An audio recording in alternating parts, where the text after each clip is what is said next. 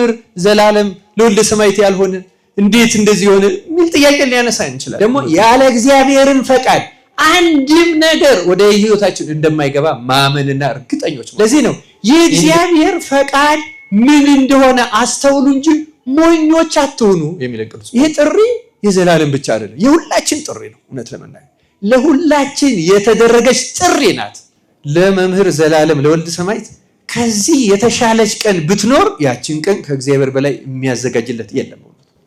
ያለ እግዚአብሔር ፈቃድ አንዳች ነገር አይሆንም። አንዱንም ያለ ጥቅም እግዚአብሔር አይወስድም። እንደ እግዚአብሔር መልካም ፈቃድ የጌታ ፈቃድ ምን እንደሆነ አስተውሉ በሚል ርዕስ እንማማራለን። ኃይለ ቃሉ ተጽፎ የምናገኘው የሐዋርያው ቅዱስ ጳውሎስ መልእክት ወደ ኤፌሶን ሰዎች ምዕራፍ 5 ቁጥር 17 ላይ ነው። ቁጥር 14 ጀምሮ እንደዚህ ይላል። ስለዚህ አንተ የምትተኛ ንቃ፣ ከሙታንም ተነሳ፣ ክርስቶስም ያበራልሃል ይላል። እንግዲህ እንደ ጥበበኞች እንጂ ጥበብ እንደሌላቸው ሳይሆን እንዴት እንድትመላለሱ በጥንቃቄ ተጠበቁ፣ ቀኖቹ ክፉዎች ናቸውና ዘመኑን ዋጁ። ስለዚህ የጌታ ፈቃድ ምን እንደሆነ አስተውሉ እንጂ ሞኞች አትሁኑ ይላል። ስለ ቃሉ የእግዚአብሔር ስሙ የተመሰገነ ይሁን። የጌታ ፈቃድ ምን እንደሆነ አስተውሉ እንጂ ሞኞች አትሁኑ። እንደዚህ እንደ ወንድማችን እንደ ወልደ ሰማዕት ያለ አስደንጋጭ እረፍት ሲያጋጥም ብዙ ጊዜ እንደዚህ አይነት ጥያቄ በሰዎች ይነሳል።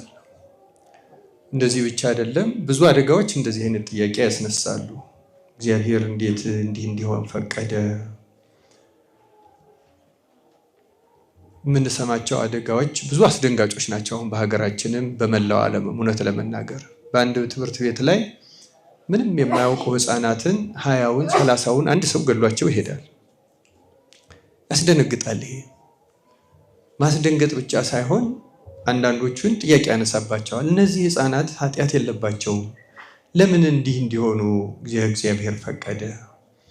እግዚአብሔር ፈቃድ ነው ሲባል ብዙ ሰዎች ለብዙ ነገር ጥያቄ እንዲህ እንዲሆን ለምን ፈቀደ? ሌላው ቀርቶ በሀገር ደረጃ ክፉ ነገር ቢመጣ፣ እንደምንሰማቸው መቅሰፍቶች ቢበረክቱ፣ ብዙ መፈናቀሎች ቢበዙ፣ መገደሎች፣ መሰደዶች ሲበዙ ለብዙ ጥያቄ የምንወደው ረጅም ዘመን ታሞ አልጋ ላይ ሲተኛ ደግ ሰው፣ ጻድቅ ሰው፣ ነውር ነቀፋ ያልተገኘበት ብዙ ሰዎችን በመርዳት የሚታወቅ ሰው እንደዚህ አይነት አደጋ ሲገጥመው እንዴት እግዚአብሔር አላዳነውም? እግዚአብሔር እንዴት አልረዳትም? እግዚአብሔር እንዴት እንዲህ እንዲሆን ፈቀደ? የሚለው የብዙ ሰዎች ጥያቄ ነው። ይህን ጥያቄ አማኞችም እንጠይቀዋለን፣ የማያምኑ ሰዎችም ይጠይቃሉ። የማያምኑ ሰዎች እንዲያውም እግዚአብሔር ላለመኖሩ እንደ ማስረጃ ሊያደርጉት ሁሉ ይፈልጋሉ። ቢኖር እንዴት እንዲህ ይደረጋል በማለት ማለት ነው። ቢኖር እንዲህ ያለ ነገር እንዴት ይደረጋል? ሀያላን ሀገራት ሌላውን ድምጥ ማጡን ሲያጠፉት እንዴት እግዚአብሔር ካለ ለምን ዝም ይላል? እንዴት እንዲህ ይደረጋል? እንዴት ይሄ እንዲሆን ዝም ይላል? የሚለው በጣም የብዙ ሰው ጥያቄ ነው እና ያ በአብዛኛው ስለ እግዚአብሔር ፈቃድ ካለን እውቀት አናሳ መሆን፣ ደግሞም የእግዚአብሔር ፈቃድ እውነት ለመናገር እንደ ሳይንስ በትምህርት የምንረዳው አይደለም። እውነት ለመናገር እውነተኛ የእግዚአብሔርን ፈቃድ ሰው የሚያውቀው ትምህርት እንደ በር ሆኖ ያስገባዋል እንጂ ሕይወቱ ሲስተካከል ብቻ ነው እግዚአብሔርን ፈቃድ ሰው ማወቅ የሚችለው ይላልም። አሁን ቅዱስ ጳውሎስ እዚህ ሮሜ መልእክቱም ላይ እንደምታውቁት ሮሜ 12 ቁጥር 3 ላይ አንድ ተመሳሳይ ቃል ይናገራል። እንዲያውም የእሱ እንዴት ነው የእግዚአብሔርን ፈቃድ ልንረዳ የምንችለው የሚለውን ጥያቄ ሊመልስ የሚችል ነው እና ቅዱስ ጳውሎስ በዚህ በሮሜ መልእክቱ ላይ የሚለው የተሻለ ሊያስረዳን ይችላል። እንዲህ ይላል ቁጥር 2 ላይ የእግዚአብሔር ፈቃድ እርሱም በጎና ደስ የሚያሰኝ ፍጹምም የሆነው ነገር ምን እንደሆነ ፈትናችሁ ታውቁ ዘንድ በልባችሁ መታደስ ተለወጡ እንጂ ይህን ዓለም አትምሰሉ ይላል። ስለ ቃሉ እግዚአብሔር ስም የተመሰገነ ይሁን። አሁን ይህን የሚለን ታውቁ ዘንድ ነው የሚለው። የእግዚአብሔርን ፈቃድ አንድ ነው የሚለው፣ በጎ ደስ የሚያሰኝ መልካም። እግዚአብሔር የፈቀደው ማንኛውም ነገር መልካም ነው። ማንኛውም ነገር መልካም ነው። ደግሞም ከሰማይ በታች ከአንድ ነገር በቀር ያለ እግዚአብሔር ፈቃድ የሚፈጸም አንድም ነገር ደግሞ የለም። ከሰማይ በታች በምድር ላይ ያለ እግዚአብሔር ፈቃድ የሚፈጸም ብቸኛው አንድ ነገር ኃጢአት ብቻ ነው። ኃጢአት ብቻ ነው። መጻሕፍትን ሊቃውንትም መጻሕፍትን ሲተረጉሙ ክፉ ነገርን እግዚአብሔር እንዴት ያመጣል የሚለውን ሲተረጉሙ እንዲያውም በመጽሐፍ ክፉ የተባለ እኛ ክፉ ስለምንለው ነው እንጂ ክፉ አይደለም ክፉ የምንለው ሁሉ። ምሳሌ እንደዚህ ያለው እና ሊቃውንት እኛ በመሰለን ክፉ እንለዋለን። ይሄን አስደንጋጩን ሞት እንደዚህ እንደ ወንድማችን እንደ ወልደ ሰማያት ያለውን እረፍት፣ አንዳንድ ሰዎች በህመም የሚጸቃዩትን ጽኑ ስቃይ፣ ሌላውንም ነገር ሁሉ ክፉ እንለዋለን እንጂ በእግዚአብሔር ፊት ግን ሊቃውንት ክፉ አይደለም ነው የሚሉት። ምንም ክፉ አይደለም። በመጽሐፍ ቅዱስም ክፉ ተብሎ ተጽፏል። ሌላው ቀርቶ በመጽሐፍ ቅዱስ ክፉን ነገር የማመጣ እኔ አይደለሁምን ይላል። ግን ያንንም ሲተረጉሙ ክፉ የተባለ እኛ ክፉ ስለምንለው ነው እንጂ በእግዚአብሔር ፊት ምንም ክፉ አይደለም ነው የሚሉት። ለእኛ ግን እንደመሰለን ታሞ የሚሰቃይ ሰው ስቃዩ ከባድ ስለሚሆንበት በእውነቱ እንደ እግዚአብሔር ፈቃድ አድርጎ ለመውሰድ ይቸግረዋል ሰው እንጂ በምንም መንገድ ነው የሚሉት። በምንም መንገድ ከኃጢአት በቀር አንድም ነገር በምድር ላይ ያለ እግዚአብሔር ፈቃድ አንድም ጊዜ ሆኖ አያውቅም፣ ወደፊትም አይሆንም። ግን ደግሞ ያን የእግዚአብሔር ፈቃድ እንዴት መልካም እንደሆነ እንዴት ጠቃሚ እንደሆነ ለመረዳት ለብዙዎቻችን ከባድ ነው። በጣም አስቸጋሪ ነው። እግዚአብሔር ለሁላችን ማስተዋሉን ያድለን። ለዚያ ነው ቅዱስ ጳውሎስ እዚህ ሮሜ መልእክቱ ላይ የእግዚአብሔር ፈቃድ እርሱም በጎና ደስ የሚያሰኝ በጣም የሚገርም ነው። ፍጹምም የሆነው ነገር ምን እንደሆነ ይልና ፈትናችሁ ታውቁ ዘንድ ይላል። ፈትነን ነው ልናውቀው የምንችለው። በምንድን ነው የምንፈትነው? ለማብራራት ትንሽ ጊዜ ሊፈልግ ይችል ይሆናል። ታውቁ ዘንድ በልባችሁ መታደስ ተለወጡ እንጂ ይህን ዓለም አትምሰሉ ይላል። ስለዚህ ዓለምን የሚመስል ሰው የእግዚአብሔርን ፈቃድ ማወቅ አይችልም ማለት ነው ባጭሩ። የተለወጠ ሰው ግን የሚለወጠውም በራሱ አይደለም፣ መንፈስ ቅዱስ ነው የሚለወጠው። መንፈስ ቅዱስ ከለወጠውና አድሮበት የሚኖር ከሆነ የእግዚአብሔር ፈቃድ ያ ለምን እንደሆነ ለምን እንደሚደረግ ብቻ ሳይሆን ለምን መልካም እንደሆነ እንኳን ማወቅ ይችላል። በተለይ በጊዜው ማለት መጥፎ የመሰለን ነገር በሚፈጸምበት ቅጽበት አንድ ነገር ጥሩ መሆኑን የእግዚአብሔር ፈቃድ መሆኑን መልካም መሆኑን ለማወቅ በጣም ከባድ ነው። ስለዚህ ጉዳይ የሚያስተምሩ ሊቃውንት እንደ ምሳሌ የሚያነሷቸው አሉ። ለምሳሌ ዮሴፍ ወንድሞቹ በቅናት እና በምቀኝነት ልብሱን ገፈው ራቁቱን ለፍልስጤማውያን ነጋዴዎች ባሪያ አድርገው ሲሸጡት ያንን ነገር እንዴት ነው የእግዚአብሔር ፈቃድ ነው እንዴት ነው መልካምስ ነው ልንለው የምንችለው እንዴት ነው ይላሉ። እንዴት ልናውቅ እንችላለን? ይሄ ዮሴፍ ይሄ ብቻ አይደለም የገጠመው። በኋላም በጲጥፋራ ቤት በመልካም አገልግሎ የጲጥፋራን ቤት የግቢውን ውጩንም ውስጡንም ሀብትና ንብረት የተትረፈረፈበት የእግዚአብሔር በረከት እንዲበዛበት ካደረገ በኋላ አሁንም የገጠመው በጣም አሰቃቂ የሚገደሉ እስረኞች የሚታሰሩበት እስር ቤት ነው። በነገራችን ላይ ዮሴፍ የታሰረበት እስር ቤት በሀገሪቱ ካሉ እስር ቤቶች አንዱ አይደለም። ንጉሱን የበደሉ ሰዎች የሚታሰሩበት እስር ቤት ነው።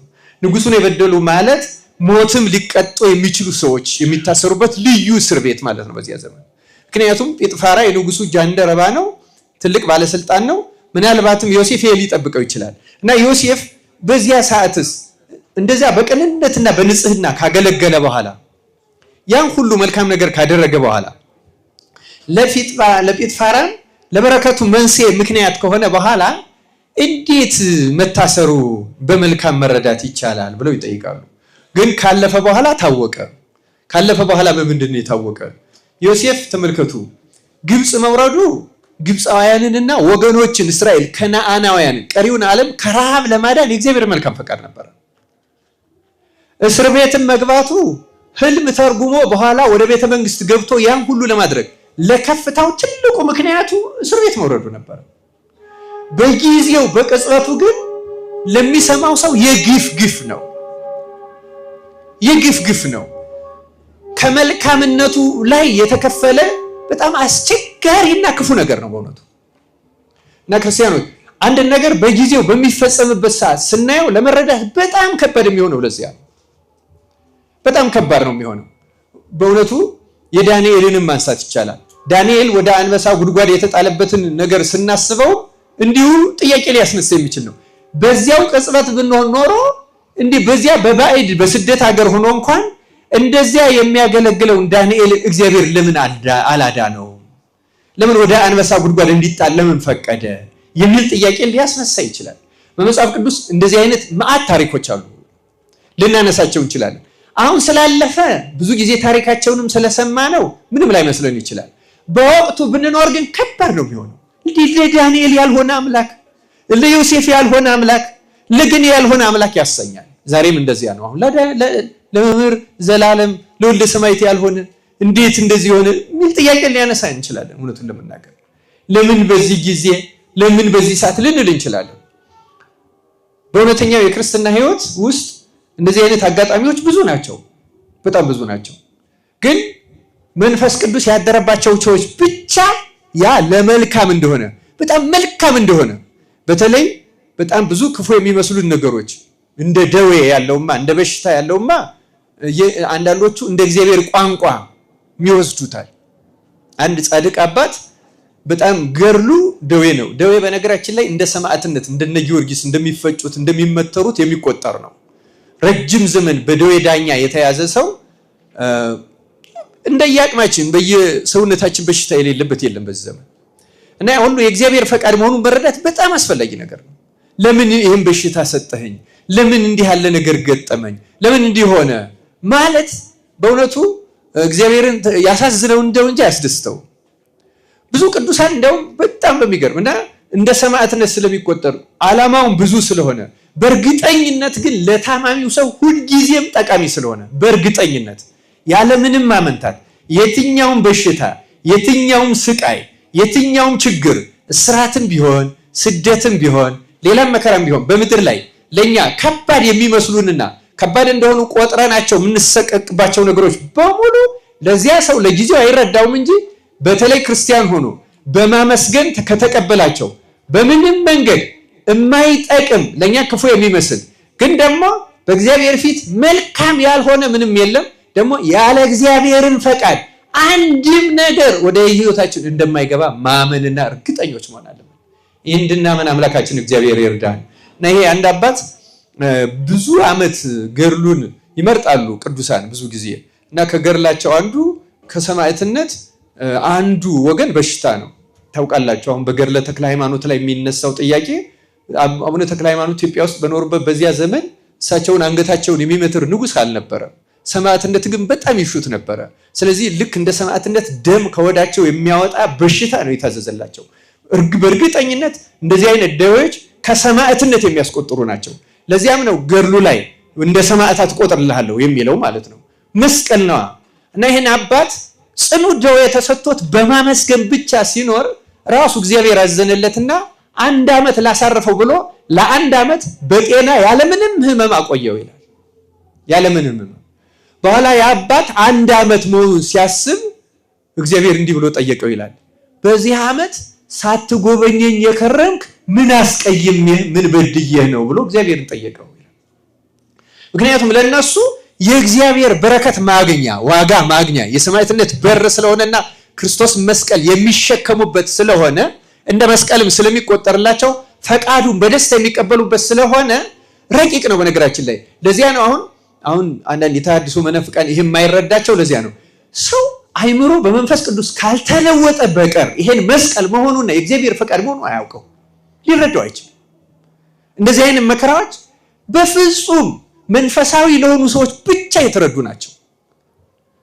በሎጂክ መረዳት አይቻልም። በአናሊሲስ መረዳት በእንደዛ በአመክንዮ በእውቀት አንረዳቸው። ለዚያ ነው ቅዱስ ጳውሎስ የእግዚአብሔር ፈቃድ በጎ ደስ የሚያሰኝ ፍጹም የሚሆነው ታውቁ ዘንድ በእውነቱ በልባችሁ መታደስ ተለወጡ እንጂ ይሄን ዓለም አትምሰሉ። በእርግጠኝነት በመንፈስ ቅዱስ ሕይወቱ ያልተለወጠ ሰው መከራ ምን እንደሆነችና ቁጥሯ ከየት እንደምታስደምር አያውቃት። እመቤታችን ስምዖን እንዳለው በነፍስሽ ሰይፍ ያልፋልና ያላት አይደለም እንዴ?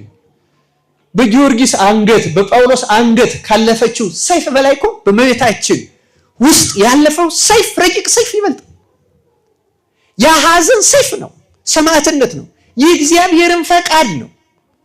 እሞሙ ለሰማዕት ምንላት እኮ ለዚያ ነው። እመቤታችን የሰማዕታት እናታቸው ያሰኛት ያን ሰይፍ ተቀበላቻል። ከአንገቷን ደም ሲፈስ አላየነውም እንጂ እንደዚህ ነው። ዛሬ እናታችን በዚህ ዕድሜያቸው በልጃቸው ልባቸው ደምቶ ሲያዝኑ ሰይፍ ነው እና ይጠቅማቸዋል። ግን የእግዚአብሔር ፈቃድ ነው ብለው ተቀብለውት እንደዚያ ሲያዩት ሰይፍ ሆኖ ይጠቅማቸዋል። ለእያንዳንዱ ቤተሰብ ይጠቅመዋል። እውነት ለመናገር ለእያንዳንዱ ቤተሰብ። ለዚህ ነው የእግዚአብሔር ፈቃድ ምን እንደሆነ አስተውሉ እንጂ ሞኞች አትሁኑ የሚለው ቅዱስ ጳውሎስ። የእግዚአብሔርን ፈቃድ ማስተዋል አለብን። አንዳንዱም በበሽታ ያነጻዋል፣ አንዳንዱም በሐዘን ያነጻዋል፣ ይሰብረዋል። እኛ አሁን አገልጋዮቹ ሁሉ ይህን መመርመር አለብን። ይሄ ጥሪ የዘላለም ብቻ አይደለም፣ የሁላችን ጥሪ ነው። እውነት ለመናገር ለሁላችን የተደረገች ጥሪ ናት። የእግዚአብሔርን ፈቃድ እንድንመረምር እንድናስተውል የቀረበች ጥሪ ናት። እውነተኛ ክርስቲያኖች ይሄን ነው የሚያደርጉት። የእግዚአብሔር ፈቃድ ለምን ሆነ? በብዙ ምክንያት ነው። ለምሳሌ ዛሬ ወንድማችን ወልደ ሰማያት ተረፈ። እውነት ለመናገር በእርግጠኝነት ለመምህር ዘላለም ለወልደ ሰማያት ከዚህ የተሻለች ቀን ብትኖር ያችን ቀን ከእግዚአብሔር በላይ የሚያዘጋጅለት የለም። ቦታዋ፣ ሀገሩ፣ ሁኔታው ያ ሁሉ የእግዚአብሔር ፈቃድ ነው። ያለ እግዚአብሔር ፈቃድ አንዳች ነገር አይሆንም። ክርስቲያኖች ደግሞ በጣም የእግዚአብሔር ፈቃድ መልካም ናት። ስትገባን ደስ የምታሰኝ ናት። ለሁላችንም ለድህነትና ለጽድቅ የምትሆናት በምንም ነገር አገልጋዩን እንዲሁ አይወስድም እግዚአብሔር። ቅዱስ ዮሐንስ አፈወርቅ እንደሚለው እንኳን እንደነዚህ ያሉ አገልጋዮችን ይቅርና ሽፍቶችን፣ ነፍሰ ገዳዮችን እግዚአብሔር ሲቀስ በእጅግ መልካም በሆነ ፈቃድ ነው ይላል። ለነሱ ራሱ በሚጠቅምና ለነፍሳቸው በሚጠቅም መንገድ ነው። ለምሳሌ መቅሰፍት ለኃይለኞች ሰዎች፣ ለነፍሰ ገዳዮች የሚታዘዘው ይላል ቅዱስ ዮሐንስ አፈወርቅ በአንድ ምክንያት ነው። እግዚአብሔር ፍጹም አዋቂ ስለሆነ ንስሐ እንደማይገቡ እርግጠኛ ሲሆን እድሜ ቢሰጣቸው ብዙ ነፍስ በማጥፋት ብዙ ኃጢአት በመጨመር ኃጢአት ይጨምራሉ። ለሰው ሁሉ ደግሞ እንደ ስራው ስለሚከብለው ፍዳቸው ይጨምራል። ፍዳቸው እንዳይጨምር ቀድሞ ይቀስፋቸዋል እንጂ ለጥቅማቸው ለመጉዳት እንኳን ነፍሰ ገዳዮችን አይቀስፍም ነው። ነፍሰ ገዳዮችን እንኳን ምክንያቱም 2-3 ሰው የገደለ እድሜ ቢሰጠው ምንም እግዚአብሔር የለ እየመሰለው ልቡ እየደነደደ 10፣ 20፣ 30 ሰው ሊገል ይችላል። ስለዚህ ለሟቾቹ ዘመን ለመስጠት ለገዳዩ መከራውን ለመቀነስ ያደርግለታል እንጂ አንዱንም ያለ ጥቅም እግዚአብሔር አይወስድም። አንድንም ሰው ክርስቲያኖች ማንንም ሰው ያለ ጥቅም አይወስደውም ክርስቲያኖች። ቤተክርስቲያን ደግሞ እውነተኛዋ ቤተክርስቲያን ማለት በጥምቀት ተወልደን በስጋው ደሙ ታትመን የቤተክርስቲያን አባላት ሆነናል። ግን በኃጢአት ወጥተናል፣ በአመጽ ወጥተናል። ንስሐችን ፍጹም ሲሆን መንፈስ ቅዱስ ይጨምረናል፣ ወደዚያች ቅድስት ቤተክርስቲያን ይጨምረናል። እና ያቺ ቅድስት ቤተክርስቲያን ግን በዚህ በንስሐ ህይወት እየተመላለሱ በፍጹም ጸጥታ በእርጋታ የእግዚአብሔርን ፈቃድ በመመርመርና በማስተዋል የሚኖሩ ሰዎች ኑሯቸው ሁልጊዜ የእግዚአብሔርን ፈቃድ ምን እንደሆነ ቅዱስ ጳውሎስ ፈትናችሁ ወቁ እንዳለው ያንን እየፈተኑ እያወቁ ያን መከተል ነው ስራቸው። እና መፍቀሬ ጥበብ ሶሎሞን መኃልየ ምዕራፍ 2 ላይ ምዕራፍ 1 ቁጥር 2 ወይም ምዕራፍ 2 ቁጥር 2 ነው ይመስለኛል፣ ልረሳው እችላለሁ። በሱፍ አበባ በእሾህ መካከል እንዳለ ሱፍ አበባ ወዳጅም እንዲሁ በቆነጃጅት መካከል ናት ይላል። በእሾህ መካከል እንዳለ ሱፍ አበባ ወዳጅም እንዲሁ ናት። ሱፍ አበባን አንድ የተለየ ጠባይ አለው። ብዙ ሰው ያውቀዋል ብዬ ገምታለሁ። የሱፍ አበባን ጠባይ እናውቃለን። የሱፍ አበባ ጠባይ ከሌሎቹ አበባዎች በተለየ ከጧት እስከ ማታ አቅጣጫው የፀሐይ ብርሃንን ተከትሎ ነው የሚዞረው። ጧት ወደ ምስራቅ ነው፣ ወደዚህ ይዞራል። እኩለ ቀን ሲሆን እንዲህ እያለ እየዞረ ፀሐይ ስትገባ እንደዚህ ይዛመማል። የሱፍ አበባ ደመናና ዝናብ ባለበት ሰዓት ራሱ የፀሐይን አቅጣጫ የማይሳሳት አስደናቂ አበባ ነው በነገራችን ላይ። እና ፀሐዩ ደግሞ ክርስቶስ ነው። የእውነተኛ ክርስቲያኖች ምሳሌ ነው። ለዚያ ነው እኮ በሾህ መካከል አበባ ወዳጄ በቆነጃጅት መካከል እንዲሁ ናት ይላል። ወዳጄ የተባለችው ቅድስት ቤተክርስቲያን ናት። ወዳጄ የሚላት ቅድስት ቤተክርስቲያን። ቅድስት ቤተክርስቲያን ሁል ጊዜ እንደ ሱፍ አበባ ናት። ምንድነው አቅጣጫዋ? ሁል ጊዜም ፀሐይ ክርስቶስን መከተል ብቻ ነው።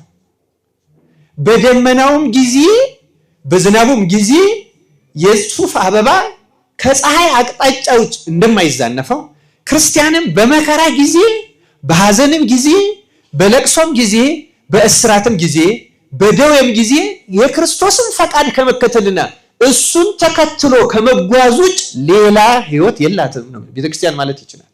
የእግዚአብሔርን ፈቃድ ብቻ ነው። ለዚያውም ደግሞ በሾህ መካከል፣ በፈተና መካከል ሆነ፣ በመከራ መካከል ሆነ። እሱ ብቻ እንደ በቆነጃጅት መካከል። ምክንያቱም የዚህ ዓለም ቆነጃጅት ውበትን የሚለኩበት መስፈርት የተለየ ነው። መልካምነት ውበት ስንለው መልካምነት፣ አሁን መልካም የምንለው ምንድን ነው? እንደምታውቁት ይሄ ዘመን የኛ ዘመን አሁን ያለንበት ዘመን ብዙ ቅዱሳን የሚሉት ጥቁሩ ነጭ፣ ነጩ ጥቁር፣ መልካሙ መጥፎ፣ መጥፎው መልካም የሚባልበት ዘመን ነው። በዚህ ዘመን ማህበረሰብ መልካም የሚለው በእግዚአብሔር ፊት አብዛኛው መልካም አይደለም። አብዛኛው መጥፎ የሚባለው በዚህ ዘመን በእግዚአብሔር ፊት በጣም መልካም የተገላበጡበት ነው። አገላብጠን የምንረዳው ነው። ለዚያ ነው ቤተክርስቲያን ያን የሱፍ አበባ ፀሐይ ብርሃን ብቻ እንደሚከተል ሌላውን አበባ የሱፍ አበባ እንደማይመስል ሌላውን አቅጣጫ ይዞ ይኖራል። ሌላው አበባ የሱፍ አቅጣጫ አበባ ግን የፀሐይ ብርሃን ብቻ፣ የፀሐይ ጨረር ብቻ። የክርስቲያኖች አቅጣጫ ይሄ ነው። የዚህን ዓለም መስፈርት አይከተሉም። የዚህን ዓለም የመልካምነት መመዘኛ አይጠቀሙበትም። የእነሱ መመዘኛ ክርስቶስን መከተል ብቻ። ክርስቲያኖች ሌላ ነገር ልናደርግ አንችልም። በእውነቱ ደግሞም በመጽሐፍ ተደጋግሞ እንደተጻፈው የእግዚአብሔርን ፈቃድ መቼስ እሱም ሲያስተምረን ጸሎት ራሱ ፈቃድህ በሰማይ እንዲሆነች እንዲሁም ምንትን ነው የምንለው። ክርስትና በተለያየ መንገድ ልንበይነው እንችላለን። ግን አንድ ሰው ወደ እውነተኛ የክርስትና የኑሮ ህይወት ከገባ አንድ ነገር ብቻ ነው የሚያደርገው፣ የእግዚአብሔርን ፈቃድ መከተል ብቻ ነው። ሌላ ነገር አይደለም። በነገራችን ላይ ኃጢአት ማለት የእግዚአብሔርን ፈቃድ መቃወም ማለት ነው። በማንኛውም ጊዜ የእኛን ፍላጎት ማሟላት ነው ኃጢአት። ከህጉ በተቃራኒ ነው የምንሄደው። ኃጢአት እኮ ያለው። ስለዚህ ሰው እየነጻ ሲሄድ የእግዚአብሔርን ፈቃድ ወደ መረዳት ወደ መቀበል ነው የሚሄደው። ከዚያ እንደ ኢዮብ ይሆናል። እግዚአብሔር ሰጠ፣ እግዚአብሔር ነሳ። እግዚአብሔር የወደደውን አደረገ። የእግዚአብሔር ስሙ የተመሰገነ ይሁን። ይሄ ቤት ይህን ቀድሞ የተማረ ከራሱ ከወልደ ሰማያት ብቻ ሳይሆን ካሉት እናታችን ካሉት ልጆችዎትም የሰሙት ከነሱ መምህራንም የሰሙት ነው። ይሄ ቃል ለዚህ ቤት እንግዳ አይደለም። በዚህ ለሚገኘው እሱን ለሚያውቅ ሰው ሁሉ እንግዳ አይደለም። በእውነቱ እንግዳ አይደለም። ግን በቅጽበት መከራ በሚመጣበት ጊዜ፣ ችግር በሚመጣበት ጊዜ፣ ይሄ በሚመጣበት ጊዜ የእግዚአብሔርን ፈቃድ ለማስታወስ ህሊናችን ሊሰንፍ ይችላል። ሰውነታችን ያ አይቀርለትም።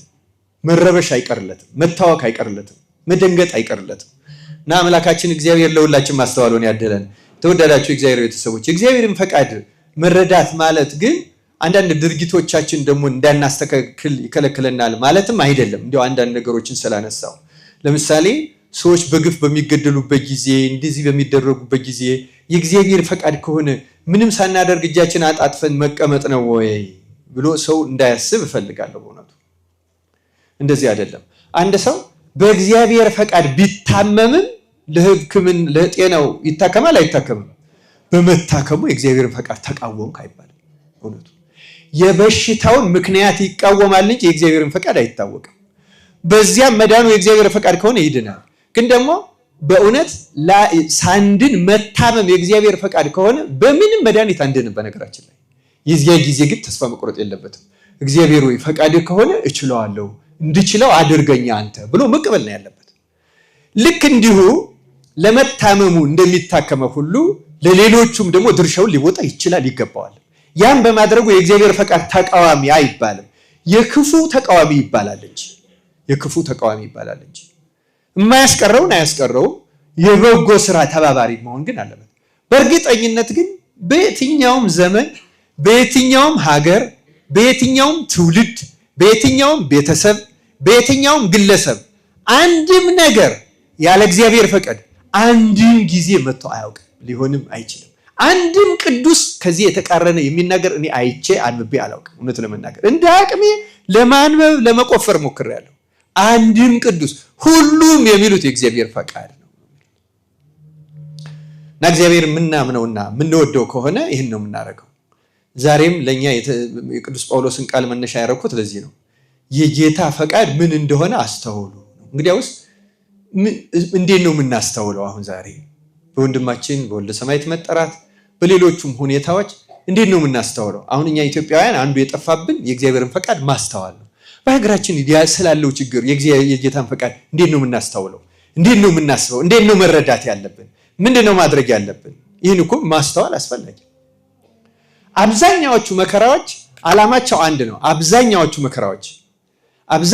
መከራዎች፣ ፈተናዎች፣ ስደቶች፣ ጭንቀቶች፣ ሁሉም ማለት በሚቻል መንገድ ሰውን ወደ እግዚአብሔር ማቅረብ ነው ዓላማቸው። ያ የሚቀርብበት መንገድ ደግሞ ንስሐ ነው። ሁላችንም እናውቀዋለን። የመጀመሪያው ያ ንስሐ መግባት እና ክርስቲያኖች ዛሬም የወልደ ሰማያት ጥሪ ያንን ነው የሚያመለክት። አንዳንድ ጊዜ መደንገጥ ሲያቅተን የተዘጋጀ ሰው ይጠራና ያስደንግጠናል። እኛ ሰባኪዎችን ጭምር ይህን ማስተዋት አለ። ልክ እንዲህ መጠራት አለ። ተኳርፈን እናገለግላለን እኮ። እውነቱን ለመናገር በዚህ ዘመን እንደኛ ቤተክርስቲያን አገልጋዮች የተከፋፈሉበት ዘመን የለም። አገልጋዮች ሲል ሰባኪና ሰባኪ፣ ዘማሪና ዘማሪ ማለቴ ብቻ አይደለም። በብዙ መንገድ የተከፋፈለ ነው። በብዙ መንገድ ደግሞ ሁላችንም ይጠቅማል፣ ይሄ ነው ትክክል ነው ብለን ነው። ግን የእግዚአብሔርን ፈቃድ አይደለም የምናስተውለው፣ የእኛም ፈቃድ ነው። በአብዛኛው ቢሆን ጥሩ የሚመስልንም እኛ የምናስበው እኛ የምናቀደው ነው እንጂ እግዚአብሔር የፈቀደው ይሁን ብንል እኮ ብዙ ጠቦች፣ ብዙ ቀየሜታዎች ከሽምግልና እኮ አይደርሱም። እውነቱን ለመናገር ግን የእግዚአብሔርን ፈቃድ ለማስተዋል ብዙዎቻችን ዝግጆች አይደለንም። እውነት ለመናገር ለእግዚአብሔር በመቅናት እኮ ነው። ለምሳሌ እኔ አሁን ደጋግሜ ያነሳዋለሁ፣ ስለ መጥራት ይቅርታ ይደረግልኝ እንጂ እነዚህ የዓለም ብርሃን ብለው ብዙ የሚደክሙ ሰዎች በአቅማቸው ብዙ ነው የሚደክሙ፣ ብዙም ነገር ነው የሚያደርጉት፣ ብዙ ጭንቀት ምን ያለባቸው። ግን እኮ እነሱ የእግዚአብሔርን ፈቃድ እንፈጽማሉ ወይም እግዚአብሔር እናስደስታለን ብለው ነው ብዙዎቹ። ምናልባት አንዳንድ ሰዎች ከዚያ ጀርቤ ለሌላ ሐሳብ ያላቸው ይኑሩ አይኑሩ እግዚአብሔር ይመር። አብዛኛው ሰው ግን ይሄ ነው የሚያጸድቀኝ ብሎ ነው። እውነት ለመናገር እዩት፣ በሽታን በመፍራትና በመጠላት ከጠንቋይ ቤት እስከ ተሳሳተ ጥምቀት ቤት የሚሄዱ ሰዎች ምን ፈልገው ነው? እነዚያ ሰዎች እኮ ደግሞ በሽተኞችን በመርዳት ደግሞ አሁንም እግዚአብሔርን ለማገልገል ነው የሚደክሙት። ሌላ ምንም ዓላማ የላቸው ብዙዎቹ። እስኪ እናስበው፣ በየመስካችን የተሰማረንበትንና ይጠቅማል ብለን የምናደርገውንና የሚያኳርፈንን ነገር እንፈልገው። ያ ሁሉ የእግዚአብሔር ፈቃድ ሊሆን አይችልም። እውነቱን የእግዚአብሔር ፈቃድ ሊሆን አይችልም ማለት እግዚአብሔር ወዶት እንዲሆን የምንፈልገው ነገር አንድ ነው። እውነቱን ለመናገር ግን በትዕግስት አእምሯችን ቢዘጋጅ እና ብናስበው ነው የእግዚአብሔርን ፈቃድ ለመመርመር ብንሞክር ወይም ለማስተዋል ብንሞክር፣ ያ የምንሞክረው ቅዱስ ጳውሎስ ራስን ከመለወጥ ነው የሚጀምረው። ራስን የእግዚአብሔር ማለት እንደ ስጋ አእምሯችን እንደ መረዳታችን የምናደርገው ነገር በሙሉ ቅናት አለው። በቅንነት ለእግዚአብሔር ጥሩ ነው፣ ለቤተክርስቲያን ጥሩ ነው ብለን እንደምናደርገው ይታወቃል። እኛ ጥሩ ነው ስላለው ግን ጥሩ አይሆንም በእውነቱ። ምክንያቱም የኛ መመዘኛ ትክክል አይደለም። ለዚያ ነው አይሁድ ጌታን እስከ መስቀል ድረስ የሄዱት እኮ ለእግዚአብሔር ተቀንተው ነው ይላል ቅዱስ ጳውሎስ። ይላል ሮሜ መልእክቱ ላይ ምዕራፍ 10 ላይ ለወገኖቼ ለእስራኤል ፈቃዴ እንዲድኑ ነው አለ ቅዱስ ጳውሎስ። አያዘኑት። በእውቀት አይቅኑ እንጂ መቅናትስ እንደሚቀኑ እኔ ራሴ መሰክርላቸዋለሁ አለ። ግን ያለ እውቀት ነው፣ ያለ ትክክለኛ እውቀት ነው እንጂ እኮ ቅናት አላቸው። እግዚአብሔር እኮ ይቀናሉ። እግዚአብሔር ለማገልገል እኮ ያስባሉ። ለማስደሰት ግን ያለ እውቀት ነው አለ። ምናልባትም የአንዳንዶቻችን ያለ እውቀት የምንቀናው ቅናት ይሆናል የሚያጠላልፈን፣ ልቡናችን እንደሻከረ የሚያስቀጥለው፣ እንዳንተማመን መገለጫዎቹ እንደ በሽታ ምልክት ብንወስዳቸው በነገራችን ላይ አሁን ሰው እያንቀጠቀጠው እያላበው እያስታወከው ምግብ አላስበላ እያለው በበረሃ ያለ ሰው ብትጠይቁት ወባ ነው የሚለው አይደለም? ምልክቶቹን በማየት ነው አይደለም ይላል በአብዛኛው። ደግሞ ሌላም ሰው ሌላ የዚህ በሽታ ነው ሊል ይችላል። አሁን በእኛ መካከል ያሉትን ብናያቸው ምልክቶቹ የበሽታ ምልክቶች ናቸው፣ የጤና አይደሉም። በነገራችን ላይ ያን በሽታ አልናገርም እኔ፣ ይለያያል። ግን ምልክቶቹ በእርግጠኝነት በእኛ ውስጥ ያለ የመንፈሳዊ በሽታ ምልክቶች ናቸው። እና እግዚአብሔር እንደዚህ አይነት ነገር ሲያመጣ እንድንመለስ ይፈልጋል፣ እንድናስተውል ይፈልጋል። ይህ እግዚአብሔር የጌታ ፈቃድ ምን እንደሆነ አስተውሉ እንጂ ሞኞች አትሁኑ። በጣም ቃሉ ራሱ ይገርማል። እውነት ሞኝነት እንዳለብን መንፈስ ቅዱስ ያውቃል። የኤፌሶንን ሰዎች ብቻ አይደለም ለትውልድ የተጻፈ ስለሆነ በብዙዎቻችን ሞኝነት ምክንያት እንሰጣለን። እንደው ለአገልግሎት ሲደክም አሁን ይህን በሽታ እንዳለበት እያወቀ እንዲህ ቢያደርግ እንዲህ ቢደረግ ምንል ብዙ ሰዎች እንኖራለን። እውነት ለመናገር እንላለን። ለእያንዳንዳችን እንደዛ አይነት ምክንያት እንሰጣለን። ግን እግዚአብሔር እኛን ለማስተማር ነው። ክርስቲያኖች እኛን ለመጥራት ነው። ዛሬ ዘላለም ወልደ ሰማያት አይደለም የተጠራ፣ እኛንን የተጠራ ነው። እኛንን አዋጅ ደወል የተደወለልን ሁልጊዜም ነው እግዚአብሔር። እና ቀርቦ ማሰማት እኮ ነው። ቀርቦ ማሰማት ይባላል። እንደውም አንድ ወንድም የነገረኝ አለ፣ አንዲት አሮጊት አሉ ለሞት ብዙ የማይደነግጡ ሰው ነበሩ አሉ። እንግዲህ አሮጊትም ሆነው ማለት ነው። እና እንደው አንድ ልጅም ሲሞት እንግዲህ እድሜው ሆኖ ነው ይላሉ አሉ። ደግሞ ጎልማሳም ሲሞት እድሜው ሆኖ ነው ይላሉ አሉ። ከዛ በእሳቸው እድሜ ያለች አንዲት አሮጊት ሞተች አለ። አይ ይሄ ሞት ተዳፈረ አሁንስ አሉ። እንግዲህ አያችሁ። እና አንዳንድ ጊዜ ደነገጧ፣ የሌላው አልተሰማቸውም። አንዳንድ ጊዜ አይሰማንም ታውቃላችሁ። ወደኛ ቀረብ ያለ ሲመስለን ነው እንጂ የምንደነግጥ የሌላ ይመስለናል። አንዳንድ ጊዜ ሩቅ ይመስለናል፣ ለሌሎች ነው የሚል ለኛ አይመስለንም በእውነቱ። እና እግዚአብሔር በወደደው መንገድ ያስደነግጣል፣ በወደደው መንገድ ይነግራል። ድንግጠን ብቻ መቅረት በጣም አደገኛ ስህተት ነው በእውነቱ። ይሄ እንደምታውቁት የኃጥአን ምልክት ነው ታውቃላችሁ። ፍየልና በግ፣ ፍየል በኃጥአን ለምን እንደተመለሰ፣ ፍየል ለጊዜው ከመንጋው ሲነጠቅ ይደነግጣል፣ ወዲያው ግን ተመልሶ እዚያው ቦታ ይገኛል አይደለም የሚለው፣ ወዲያው ይረሳዋል እንጂ እኮ መጽሐፍ የሚነግረን በሙሉ ይሄ ነው። ዓላማው ግን በጎች ግን አይመለሱም። አሁን እኛ ከነበርንበት ህይወት ባንመለስ እንዴት መልካም ነው። እንተመልሰን እዛው እንደ ፍየሎች ተመልሰን እዛው ልዩነት፣ ተመልሰን እዛው ቅሬታ፣ ተመልሰን እዛው ከነዚህ ምልክቱ መቼ እንወጣለን በእውነቱ። ለዚህ ነው እነዚህ ነገሮች እኮ ሁላችንንም የመጥራት የመሰብሰብ የማስተካከል ናቸውና የጌታ ፈቃድ ምን እንደሆነ አስተውሉ እንጂ ሞኞች አትሆኑ ነው የተባለው። መልእክቱም ለሁላችን ነው። አምላካችን እግዚአብሔር የወልደ ሰማያትን ነፍስ በአብርሃም በይስሐቅ በያዕቆብ አጠገብ ያስቀምጥልን። እኛም የጌታን ፈቃድ የምናውቅበት ልቡና ያድለን። እውነተኛ የንስሐ ጥሪ ያደርግልን። ቆየን። ወስብሐት ለእግዚአብሔር።